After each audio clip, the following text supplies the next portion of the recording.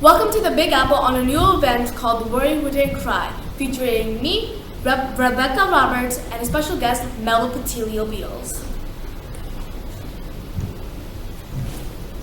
Thank you for coming, and on to our first question.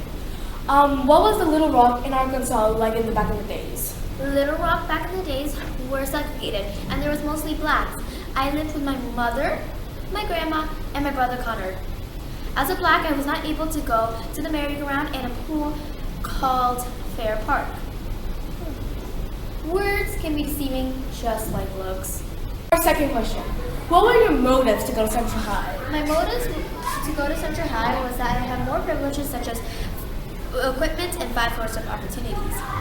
The chance is equivalent getting struck by lightning. My mother said, "You will go to college. Education is the key to survival." Ever since I was 2 years old. And I believe going to Central High will lead to the white students understand the black people more. What were your feelings when you entered Central High? When I entered Central High, I had a fear. A raving fear? Yeah, a fear that controlled my movements, causing me to be more aware of my surroundings. I was tortured for no reason, and being a 15-year-old girl, I wanted to know why. I had to adjust to the fact that my skin tone isn't white. Me and the other 8 members of the Little Rock Nine were the enemies to Central High. We want to thank Starbucks, Albert Einstein, and Red Robins, Yum. as I was saying, for sponsoring this event. We'll be right back after this break. What was your social life like? When I stopped attending my old school and I joined Central, I had lost connections with my old friends since they were afraid of their safety if they were around me.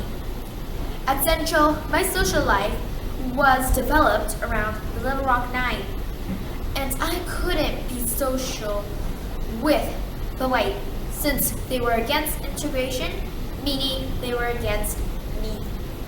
Insta, Snapchat, and Facebook cannot tell a story this great. Name 2 big accomplishments. My first big accomplishment is attending Central when threats and abuse were targeted between my family and I.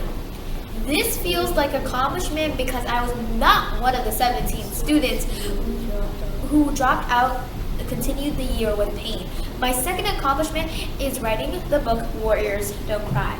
My autobiography is about me entering Central High and the fight I put up to stay.